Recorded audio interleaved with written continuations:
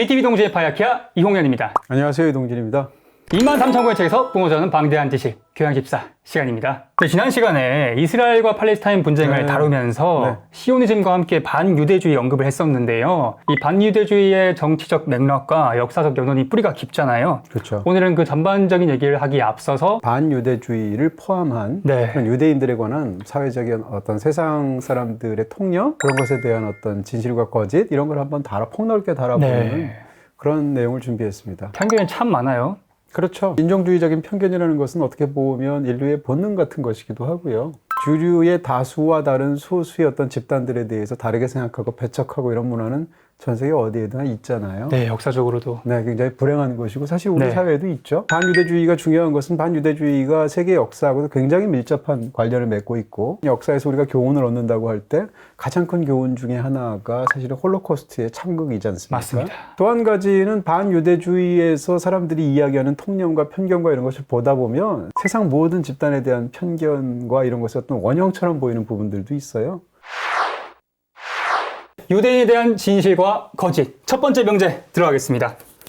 유대인은 메브리코를 가졌다. 어렸을 때 베니스의 상인을 보면 유대인인 샤일록이 메브리코가 있던 것 같아요. 서유럽과 미국에서 유대인들의 어떤 전형 같은 얼굴을 떠올리는 것 같아요. 네. 오랜 세월에 걸쳐서 유대인들은 이렇게 생겼다라는 통념이 만들어졌는데 다양한 게 있어요. 예를 들어 유대인은 안장다리다. 뭐 상체가 길다. 유대인을 비아냥거리는 공격적인 뉘앙스로 예를 들면 캐리커처를 그린다거나 항상 빼놓지 않고 과장해서 그리는 것이 코였습니다. 많이 본 것 같아요. 네, 대표적으로 이제 메브리코인데요. 네. 그러니까 유대인들은 메브리코를 가졌다라고 사람들이 생각하는 거예요. 메브리코라는 건 말 그대로 이 코가 매의 부리 모양처럼 생겨서 메브리코잖아요. 콧등이 튀어나온 거죠. 튀어나오고 약간 끝이 굽어 있고. 네. 그러니까 유대인의 특징이라기보다는 유대인에 대한 어떤 통념이 오랜 세월 굳어져 버린 그런 어떤 편견에 가까운 거고요. 인종적인 어떤 외모에 대한 편견들이 굉장히 문제인 것은 뭔가 하면 유대인은 더 이상 인종주의적인 언급이 아니거든요.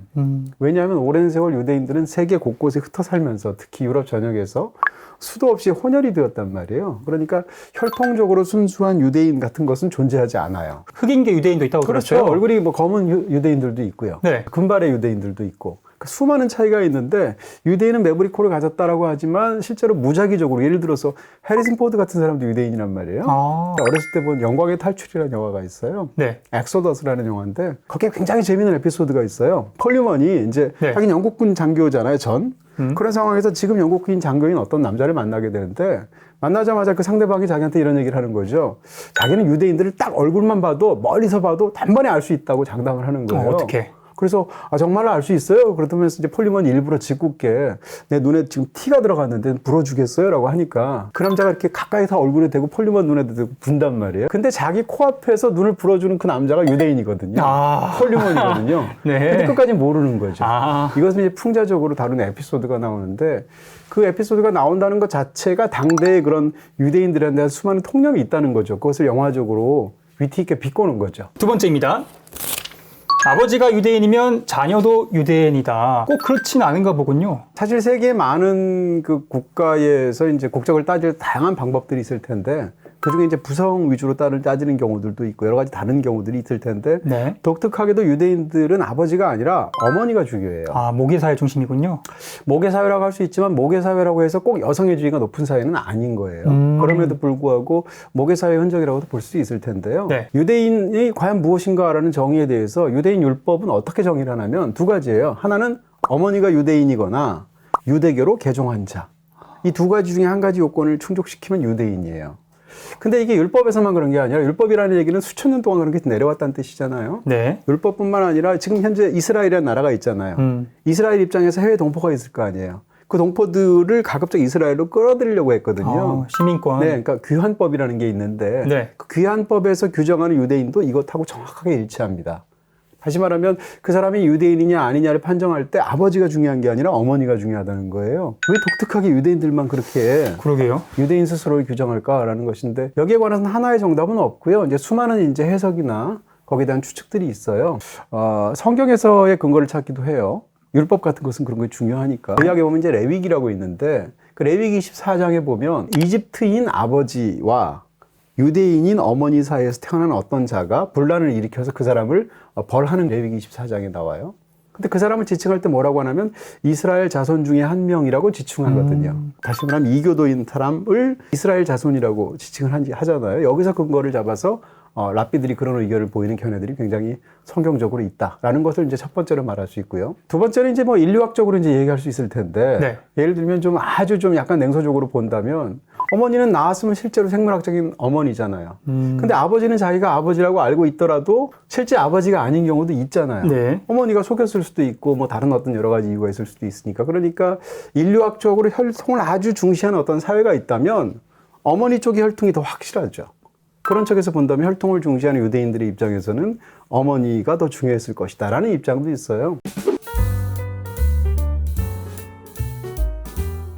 가장 많이 해석되는 입장은 뭔가 하면 유대인들은 정체성이 굉장히 중요하죠.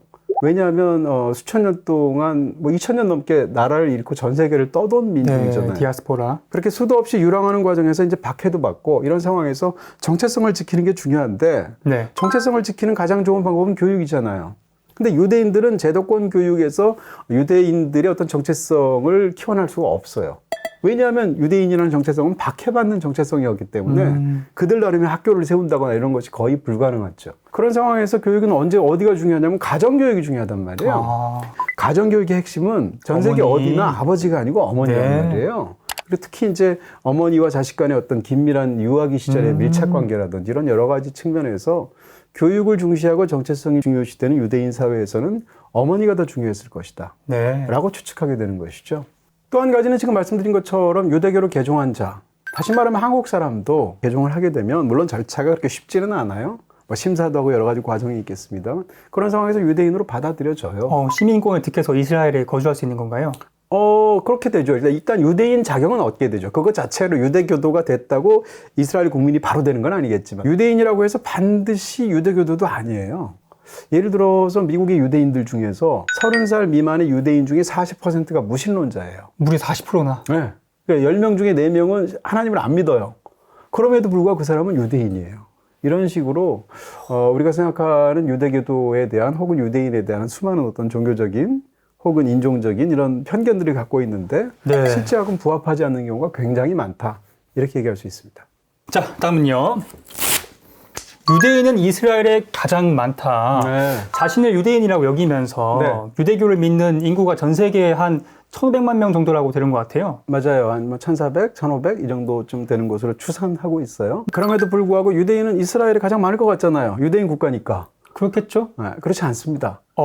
세계에서 유대인이 가장 많은 국가는 미국입니다. 전 세계에서 이슬람 교도가 제일 많은 나라는 어느 나라냐? 그러면 사람들이 글쎄 이란일까 아니면 사우디아라비아일까 뭐 터키일까 이렇게 생각하잖아요. 아무래도 네, 근데 전 세계에서 이슬람 교도가 제일 많은 나라는 인도네시아거든요. 이런 식으로 사람들이 통념하고 다른 부분들이 있죠. 이 인구의 대략 46% 정도는 미국에 거주하고 있어요. 미국에 살고 있는 유대인이 전 세계에 제일 많고요.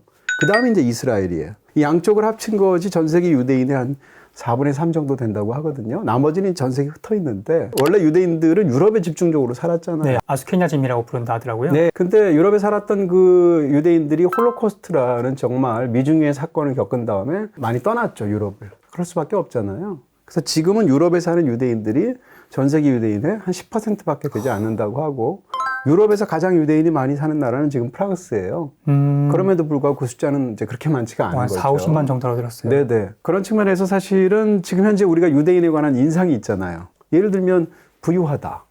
뭐 세계 자본이나 뭐 금융시장이나 이런 것을 장악하고 있다. 혹은 약간 괴짜 천재다. 혹은 정반대로 굉장히 돈만 하는 수전노다. 뭐 이런 수많은 어떤 편견들이 있게 되는데 그런 그 몇 가지 인상들 중에 상당 부분은 사실은 미국의 유대인들이 만든 인상인 거죠. 그렇다면 미국의 유대인들이 많다는 거 사실 좀 이상하잖아요. 네, 언제 이렇게 건너온 거죠? 그러니까요. 그냥 네. 막 따지게 되면 따져보면 이제 17세기부터 유대인들이 이제 넘어가기 시작했다고는 하는데 네. 본격적으로 미국의 유대인들이 많아지게 된 것은 19세기부터입니다. 나중에 또 설명드릴 텐데 이 반유대주의의 역사에서 이제 19세기 후반부터의 상황이 굉장히 악화되거든요. 19세기 후반쯤 되면 유럽에서 곳곳에서 유대인들에 대해서 굉장히 많은 박해가 일어나요.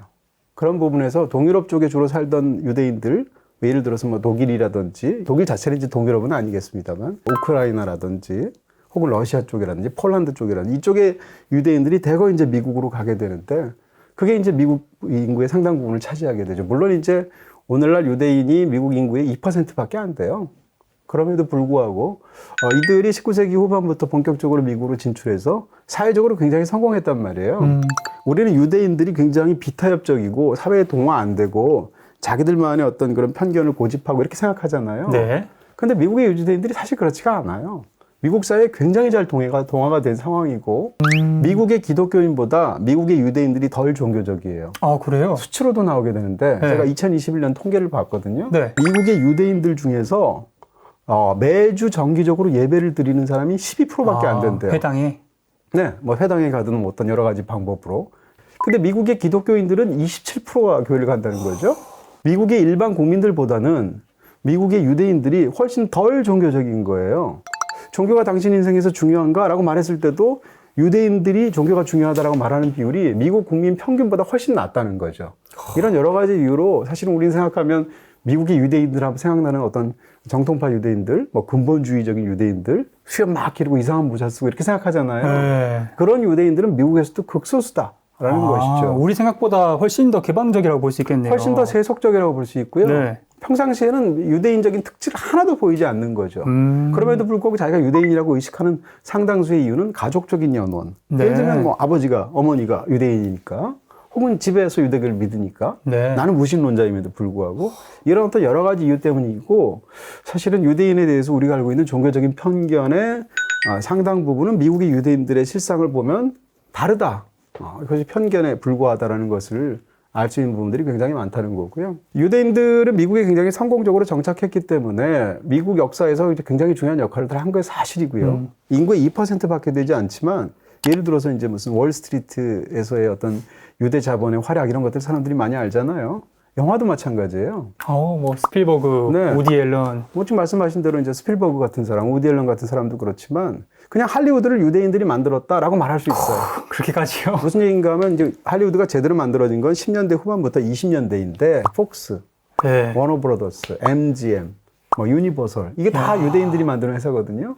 그렇게 말을 한다면 스튜디오의 상당수가 디즈니를 제외하고는 거의 다 유대인들이 만들었다고 한다면 사실상 유대인들이 할리우드를 만들었다 초기에 이렇게 말할 수가 있겠죠. 오늘날 유대인들에 대해 생각하는 건 두 가지 양극단이 있어요. 편견이. 네. 하나는 유대인들의 괴짜 천재다 이런 이미지인데 그러면서 유대인들을 굉장히 떠받들면서 오히려 그것 자체가 편견을 드러내는 거죠. 동양인들은 수학을 잘한다 이런 거하고 비슷한 거예요. 근데 유대인들의 어떤 천재성을 이렇게 할 때 실제적으로 그것이 실증적으로 드러나는 부분도 있죠. 대표적으로 노벨상 받은 사람의 25%가 네. 유대인이다. 특히 이제 과학 분야에서는 30%가 넘는다. 이런 얘기를 하면 굉장하잖아요. 세계 인구에서 1,500만이면 얼마예요? 한 뭐 2% 정도? 네, 그거밖에 안 되는 그런 네. 인구인데도 불구하고 극단으로 또 다른 편견은 뭔가 하면 그야말로 유대인들은 돈만 하는 수전노다. 구두쇠다. 사악한 어떤 종족이다. 이런 편견이 있단 말이에요. 이게 모두 다 편견인 거예요. 그런 측면에서 편견의 상당수를 보여주는 부분이 사실은 미국 유대인들에 관한 경우들이 있고요. 그럼에도 불구하고 미국의 유대인들은 친이스라엘적이죠. 그렇죠. 아무래도. 네. 그리고 이스라엘에서 벌어지는 일에 대해서 감정적인 유대감을 갖고 있고요. 그리고 미국의 유대인들은 상당히 사회적으로 성공했단 말이에요. 대졸자 비율도 미국 평균의 2배예요.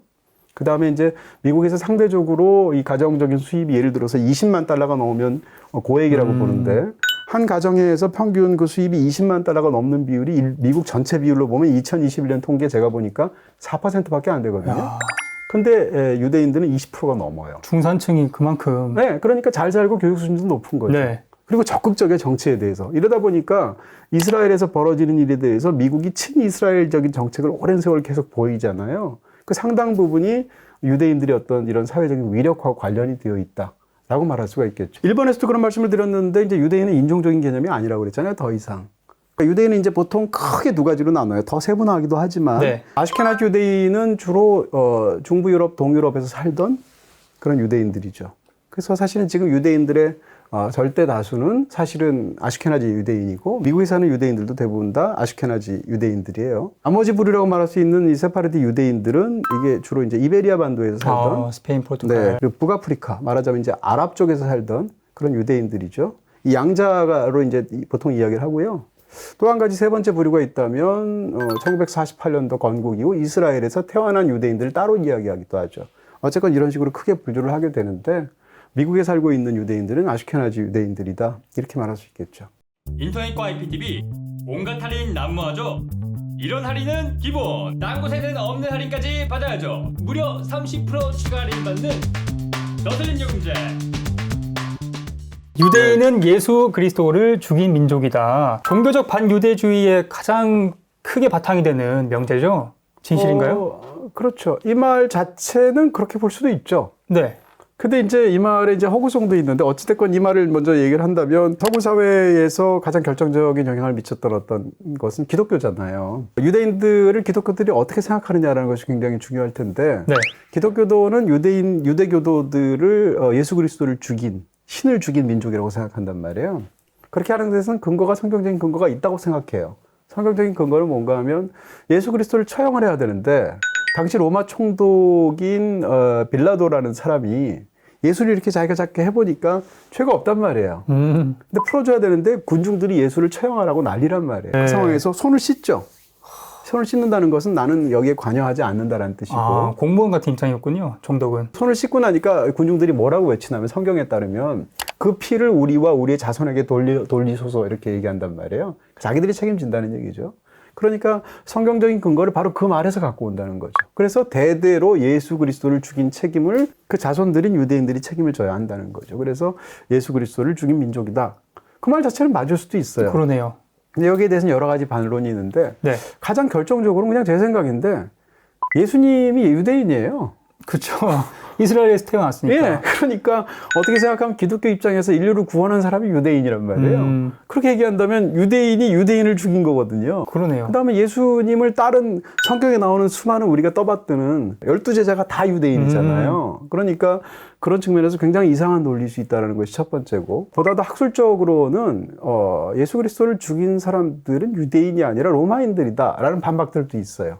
예를 들어서 예수 그리스도가 어떻게 죽었는가? 십자가에서 죽었잖아요. 못 박혀서. 네. 근데 십자가형은 로마의 체벌형이란 말이에요. 네. 유대인들은 십자가에 못 박는 일로 누구를 죽인 적이 없단 말이에요. 로마의 지배하에 있었지만 유대인들도 유대인 나름 법률적인 어떤 그런 방식들 같은 게 있을 텐데 네.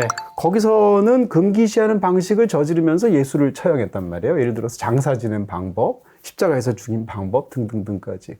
그런 측면에서 본다면 예수 그리스도를 죽인 것은 로마인이다라고 얘기하는 그런 반박들도 있는 거죠. 유대인은 돈만 아는 구두쇠다. 이게 이제 유대인에 대한 가장 큰 편견이고 이게 현대까지 이어져 있잖아요. 네, 유대인의 경제관념이 네. 정말 뛰어나다고 라고 칭송하기도 하고 네, 자기발전에서 반대로 이제 얘기하기도 하고 네. 양쪽 다 문제가 있다고 저는 생각이 드는 건데요. 중세 시대의 유대인들은 사회의 말단이었던 거예요. 예를 들어서 지금은 유대인 하면은 부유한 이미지가 있지만 중세시대 혹은 근대의 유럽에서 유대인은 3등 국민이고 대부분이 가난하고 천대받고 못 살았단 말이에요. 네. 근데 이 사람들이 왜 못 살았는가? 기독교들 사이에서 배척이 되었기 때문인데 일단 중세의 어떤 신분 질서, 기독교가 지배하는 그런 신분 질서 속에서 유대인은 이제 거의 최하층에 머물게 되는 것이고요. 유대인은 예를 들어서 땅을 가질 수가 없어요. 중세 시대에. 그다음에 유대인들은 농사도 못 지어요. 농부가 될 수 없고요. 군인이 될 수도 없어요.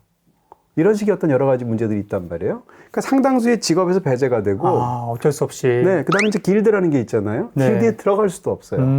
이런 상황에서 유대인에게 허용된 몇 안 되는 직업 중에 하나가 대금업이에요. 왜 그런가 하면 기독교인들은 돈을 빌려주는 일을 더럽다고 생각했거든요. 성경에서 여러 가지 근거 때문에 돈을 빌려주고 이자를 받는 것을 금기시했어요. 유대교도 그렇잖아요. 유대교도 그런 부분이 있지만 거기에 대해서는 유대교에 대해서 수많은 어떤 반박들이 있죠. 예를 들면 유대인들 입장에서는 이것이 생존의 문제란 말이에요. 대금업이라든지 전당포라든지 이런 것을까지 자기들이 하지 않게 되면 먹고 살 수가 없는 거예요. 아니면 그나마 가능한 것이 농촌에서 보따리 장사하는 정도? 네. 이런 정도의 일만 가능한 상황에서 유대인들은 떠밀려서 대금업을 할 수밖에 없었단 말이죠. 거기랑 관련된 부분이 있고요. 대금업을 한 12세기까지는 유대인들이 전담해서 했단 말이에요. 기독교인들이 못하니까. 그러다가 13세기가 되고 십자군 전쟁 후반기쯤 되면 이탈리아 도시국가의 기독교도들이 대금업을 하기 시작해요. 돈이 되니까. 네, 진출하기 시작하고 교회의 규제도 느슨해진단 말이에요. 네. 그러니까 그 이전에는 유대인들만이 독점해서 대금업을 했는데 기독교들이 진출해서 대금업에서도 유리한 자리를 차지하게 된단 말이에요. 신분적인 어떤 유리함 때문에. 그러다 보니까 상대적으로 신용이 있는 사람들, 돈을 빌려 쓰기 쉬운 사람들, 이런 좋은 고객들은 기독교도인 이 대금업자한테서 돈을 빌린단 말이에요. 근데 신용이 나쁜 사람들, 지금도 그런 사람들이 있잖아요. 좀 더 어려운 사람들은 어떻게 하겠어요? 제1금융권에서 돈 못 빌리면 제2금융권에 가고, 그게 안 되면 사채 가고 이런 거잖아요. 네. 신용 불량자들이 주로 빌렸던 유대인들은 상대적으로 금리가 높겠죠. 그래서 그거를 못 갚아서 네. 네. 죽이기도 했다고 들었어요. 유대인들을. 맞아요. 그렇게 해서 유대인들을 죽인 다음에 뒤집어 씌우기도 했죠. 다른 죄를. 네. 종교적으로나 뭐 이런 식으로. 또 어찌됐건 지금 말씀드린 이런 이유 때문에 유대인들은 13세기 이후에 대금업을 해도 좀 더 많은 금리를 받을 수밖에 없고, 그런 상황에서 유대인들은 고리 대금업자다, 돈만 밝히는 구두쇠다, 수전노다라는 이미지가 더 씌워지게 된 거예요. 이런 이미지는 워낙 강고해서 사실 유럽 사람들이 다 그렇게 생각했던 거예요. 중세나 근대. 대표적으로 가장 유명한 돈만 하는 구두쇠가 누군가? 유대인. 샤일록? 샤일록이죠. 베니스의 상인회. 근데 셰익스피어가 베니스의 상인회에서 샤일록이라는 유대인 수전노, 진짜 돈 때문에 피도 눈물도 없고 거기다 냉혈한에 복수심만 가득한 이런 캐릭터를 만들 때 유대인으로 설정한 이유가 있을 거 아니에요. 네. 왜냐하면 당대 통념이 유대인들을 그렇게 생각했으니까. 근데 놀라운 것은 뭔가 하면 셰익스피어는 유대인을 만난 적이 없다는 거예요. 유럽의 이제 근대, 중세나 근대의 역사를 보면 네. 각국에서 유대인들을 추방해요. 자기들의 어떤 여러 가지 이유들 때문에. 영국에서도 추방을 하고, 스페인에서도 추방하고, 프랑스에서도 추방하거든요. 전 세계에서 유태인들을 통째로 가장 먼저 추방한 나라가 영국이에요. 그게 13세기거든요. 추방한 다음부터 300년이 넘도록 유대인들은 영국 땅에 발을 못 붙여요. 그 사이에 활동한 사람이 셰익스피어거든요. 반유대주의적인 통념이 얼마나 유럽에 팽배해 있었는지를, 이게 얼마나 오래된 것인지를 보여주는 거고요. 셰익스피어뿐만이 아니라 이런 어떤 유대인 수전노가 등장하는 위대한 작가들이 많습니다. 네. 등장시켰던 발자크도 마찬가지고요. 또 경우는 조금 다르지만 디킨스 소설에도 있어요. 모든 문제의 근원은 유대인이다. 네. 최근 뉴스를 봤는데요. 네. 유럽에서 뭐 사회 불안, 경기 침체, 테러, 난민 뭐 이런 문제들을 유대인들 때문이다라고 해서 유대인 대상으로 한 증오 범죄가 늘어났다고 봤어요. 예, 그게 이제 역사를 좀 아시는 분들 입장에서는 새로운 현상이 아니죠. 오래전부터 그랬다는 거고요. 네. 사실 이제 유대인들이 이제 중세 시대에 오랜 세월 동안 박해를 받다가 그나마 근대에 들어오게 되면 조금씩 지위가 상승하게 됩니다. 그러다가 한 19세기 초반쯤 되면 사실은 뭐라고 할까요? 유대인들이 유럽에서도 꽤 많이 이전에 비하면 활약되고, 그 다음 개토에서도 해방된다거나 이런 일들이 많이 생겨나게 되는데요. 그러다가 19세기 중반 후반이 이르게 되면 상황이 굉장히 악화가 되죠. 그러니까 그 이전까지 유대인들을 박해했던 이유의 상당 부분은 종교적인 이유였다면 그 이후에 유대인을 박해했던 건 굉장히 복합적인데요. 19세기 중반 후반쯤 되면 이제 유럽의 역사를 보면 사실은 민족주의 시대거든요. 예를 들면 이탈리아나 독일이 통일하게 된 게 1860년대, 70년대 이때잖아요. 민족국가가 단위가 새로 독일이나 이탈리아에서 탄생하게 되고, 영국과 프랑스에서도 민족주의적인 어떤 그런 바람이 불게 되고, 이런 상황에서 19세기가 민족주의 시대가 되면 민족주의는 뜨거운 감정이잖아요. 혈통에 관한 부분이라든지 어떤 지역에 관한 부분일 거 아니에요. 그런 상황에서 민족주의가 강한 지역에서는 상대적으로 다른 민족들이나 다른 집단에 대한 배타적인 감정이 강해질 수밖에 없겠죠. 그래서 독일을 비롯해서 유럽의 전 국가들에서 반유대주의적인 어떤 그런 열풍들 같은 것이 불게 되는데, 그래서 상당수가 위험을 느껴서 미국으로 이주했다고 제가 말씀드렸잖아요. 네. 근데 그 당시에는 유대인들은 진짜 모든 문제의 근원이 다 유대인인 거예요. 예를 들면 이런 것들이죠. 알렉산드르 2세가 제가 러시아 역사를 다룰 때 중요하게 말씀드렸던 것처럼 암살당하고. 암살당했죠. 네. 근데 암살당한 사람하고는 유대인하고는 아무런 관련이 없어요. 네. 근데 유대인이 우리의 황제를 죽였다 라는 헛소문이 퍼져서 유대인들을 학살했단 말이에요. 이게 사실은 어떻게 생각하면 근대만의 일은 아니에요. 중세부터 시작해서 예를 들면 흑사병 때문에 유럽 사회가 고통을 받았잖아요. 오랜 역사에서 우물에 독을 탄 것이 유대인이다. 이런 것들. 혹은 아이가 실종된단 말이에요. 네. 그럼 아이가 실종돼서 돌아오지 않게 되면 유대인의 어떤 비밀스러운 잔인한 의식에 아이를 희생제물로 사용했다, 유대인들이. 이런 소문들이 퍼지게 되는 거죠. 이런 식의 많은 부분들에서 사회 모든 문제의 근원을 유대인으로 보고 거기를 대고 공격하는 그런 부분들이 있었다라고 얘기할 수가 있겠죠. 이 문제에 대해서 굉장히 인상적인 말을 사르트르가 한 적이 있어요. 사르트르가 뭐라고 얘기했냐면, 유대인의 어떤 특질이 반유대주의를 만든 것이 아니다. 반유대주의가 유대인을 만들었다. 반대로 얘기를 하거든요. 사실 이제 많은 경우에 이제 누구를 막 비판하면서도 내가 비판하는 것은 네가 이랬기 때문이야라고 막 공격을 하거나 혐오를 보이거나 이런 경우 굉장히 많잖아요. 어떤 그런 전형적인 패턴 같은 것일 텐데 유대인 이놈들이 이렇게 하고 사회에 동화도 안 되고 돈만 밝히고 뭐 등등등 이러니까 우리가 너희를 박해하는 거야 라고 하지 않았게요, 유럽 사회가? 그것을 허용하다가 다음번인 7번의 사태까지 가게 되는 거예요. 그게 바로 홀로코스트입니다. 히틀러가 반유대주의를 창시했다. 네. 반유대주의 하면 가장 먼저 떠올리는 게 히틀러긴 하지만 네. 창시를 했던 건 아니죠. 아니죠. 제가 굳이 이 말을 사용해서 그것을 비틀어서 여러분께 설명드리는 이유는 히틀러가 물론 유달리 나쁜 인간이었지만 맞습니다. 이 인간이 많은 그 반유대적인 개념을 만들어서 뒤집어 씌운 게 아니라는 거예요. 다시 말하면 이미 선존했던 수많은 반유대주의적인 통념과 편견과 폭력이 있었는데 그것을 극대화해서 홀로코스트라는 사건을 일으켰을 뿐이라는 거죠. 히틀러는 1933년도에 집권을 했는데 그 직전 단계에서 상대적으로 이제 유대인들이 점점 어쨌건 복권되는 부분이 있었다는 거죠. 근대에서. 유대인들의 상당 부분은 뭐라고 할까요? 독일 사회에 자기들이 상당 부분 동화되고 있다고 생각을 하고 있었어요. 바이마르 공화국도 이럴 때.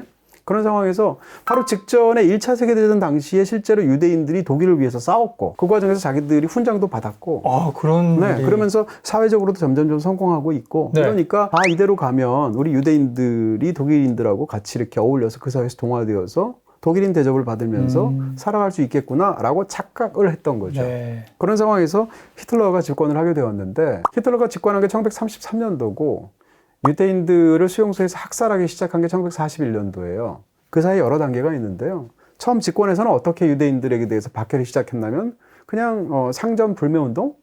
유대인 상점에 가서 팻말 들고 유대인에게서 물건을 사지 마시오. 뭐 이런 시위를 한다거나 이런 방식으로 시작한 거예요. 그렇게 하다가 점점 악화가 돼서 나중이 되면 유대인과 결혼을 금지하게 되고 게토라고 해서 유대인들의 따로 어떤 집단 거주지에서 거기서만 살게 하죠. 네. 그 다음에는 이제 41년도가 되게 되면 실제로 이제 죽이게 되고 처형하게 되고 학살을 저지른 일까지 가게 되는 건데요. 그러니까 유대인 사회에서 뭐라고 할까요? 유대인들이 그 자기들의 어떤 인권이라고 그럴까? 시민으로서의 권리를 회복하기 위해서는 수백 년이 걸린 거잖아요. 근데 1933년부터 1941년까지 그 악화되는 과정은 불과 8년밖에 걸리지 않은 거예요. 네. 이게 이제 역사의 어떤 교훈이 되는 것이고요. 게토도 당연한 얘기지만 히틀러가 만든 게 아니고요. 게토라는 말이 어디서 왔냐면 옛날에 베니스에 유태인들만 살게 만든 집단 거주지가 있었단 말이에요. 그 이름이 제토였어요. 베니스에서의 제토는 옆에 주물 공장이 있었던 것이죠. 그래서 주물 공장이라는 말로 제토라는 말을 붙인 것이 이제 게토의 연원이 된 거거든요. 이럴 정도로 게토 자체가 유럽 전역의 역사에서 굉장히 많았던 거죠. 그런 것에서 가장 최악의 게토를 히틀러가 운용한 것이다 이렇게 말할 수가 있을 것 같고요. 그런 측면에서 본다면 히틀러가 결국은 유대인들을 600만 명을 죽였잖아요.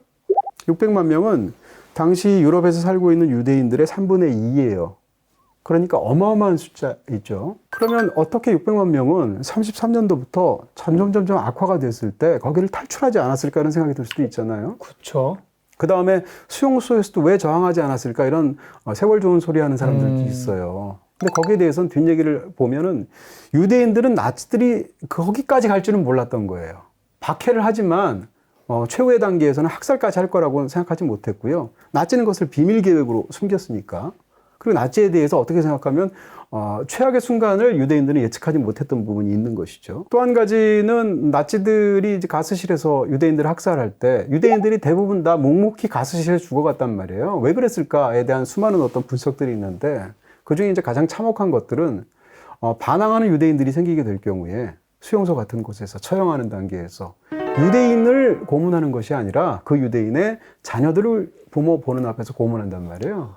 부모가 보는 앞에서 자녀의 발을 돌로 지디긴다거나 이런 끔찍한 방법을 사용하게 되니까 저항의 의지 자체를 포기하게 되는 것이죠. 그래서 이 홀로코스트라는 것이 그 이후에 유대인들의 어떤 정체성에 굉장히 결정적인 영향을 미치게 되죠. 홀로코스트 때문에 사실상 이스라엘이란 국가가 생겨나기도 했고 시오니즘. 그다음에 홀로코스트는 인류에게 거대한 죄책감을 안기기도 했죠. 네. 어떤 여러 가지 그런 상황 속에서 최악의 결과를 히틀러가 낳았는데 그 이전에 이미 선존한 것들이 최악의 상태로 발화됐을 뿐이다. 물론 히틀러는 극악한 인간임에도 불구하고 이렇게 말할 수가 있는 것이죠. 드디어 마지막입니다. 유대인은 세계의 지배 업무를 꾸민다. 네. 제가 봤던 것 중에 진짜 황당했던 것들이 9.12 테러 당시에 네. 유대인들은 출근한 적이 없었고 유대인들은 죽은 사람도 없다. 네. 그래서 유대인들이 중동에 대한 반감을 심화시키기 위해서 CIA를 시켜서 네. 계획을 꾸몄다.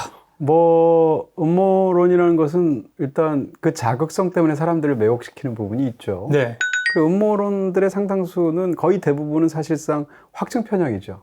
예를 들어서 유대인은 돈 많아하는 구두쇠다라고 하면 유대인 중에 돈 많아하는 구두쇠가 당연히 있겠죠. 근데 이제 어떤 사람이 굉장히 돈 많아하는 구두쇠일 때 유대인이란 말이에요. 그러면 거봐, 내가 유대인은 돈 많아하는 구두쇠라고 했지라고 생각하죠. 일반화를. 근데 이제 프랑스인이 만약에 그랬다고 쳐봐요. 그러면 그 사람이 프랑스인이라는 사실과 돈 많아하는 구두쇠라는 사실 사이의 연결고리를 무시하죠. 생각 안 하죠. 그런 의미에서 이제 일종의 확증 편향이라고 볼 수 있을 텐데요. 네. 음모론이라는 것은 단편적인 서로 다른 사실들을 자기가 생각하는 어떤 근거가 박약한 이론을 위해서 짜깁기 하는 거죠. 예를 들어서 무슨 인간은 달나라에 간 적이 없다 이렇게 생각하는 사람들도 있잖아요. 황당하지만 이런 것들도 다 몇 가지 근거가 있어요. 자기 나름대로.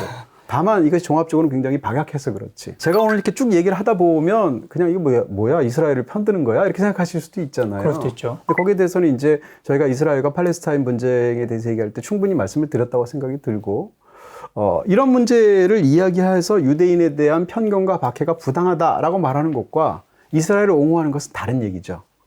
지금 현재 이스라엘에서 이 팔레스타인에서 벌이는 굉장히 강압적이고 폭력적인 그런 방식은 지탄받아 마땅하죠.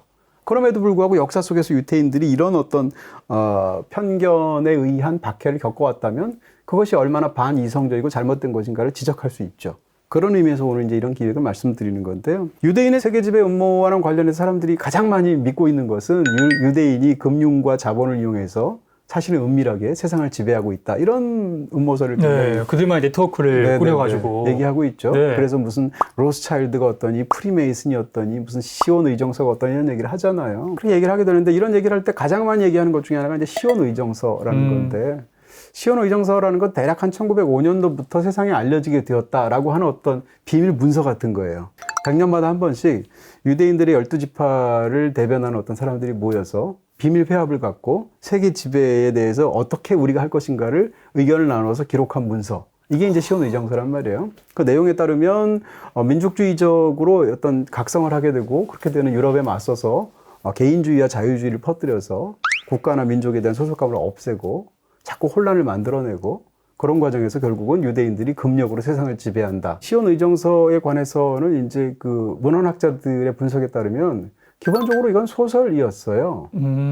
네, 소설이었는데 비아리츠라는 1860년대에 나온 독일 소설이 있는데 네. 그 소설에서 그냥 반유대주의적인 어떤 그런 것들을 소설 속으로 끌어들여서 그런 어떤 유대인 공동묘지에서 유대인들이 회합을 가지면서 지금 같은 내용을 소설로 어떤 작가가 썼단 말이에요. 통속적인 이야기를.